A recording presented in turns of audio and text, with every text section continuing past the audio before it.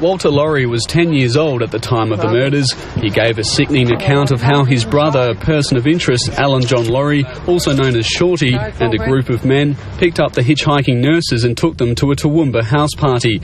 Afterwards, they drove them to Murphy's Creek, where the women were brutally attacked on the ground.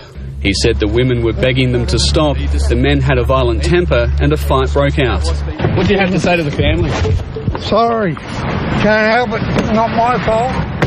The inquest heard from Rose Murphy, who recounted the terrifying moment she, her husband and 3 young children drove past the nurses. She said they were surrounded by men. Mrs. Murphy said one woman waved her arms and called for help, but they kept driving. She was terrified the men would attack her family. He didn't care that he'd seen us. That meant nothing. He was going to catch her and drag her away, whether we were there or anyone else was. They reported the encounter to police. They've never forgotten.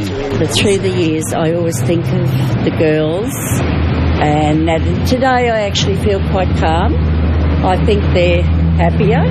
Wendy Evans' older sister said the friends had been taking risks in their travels. They were hitchhiking and refused to borrow money. I was disappointed that they chose to do that. I was disappointed because they had other options, but that's just what they chose to do, and it was the wrong choice.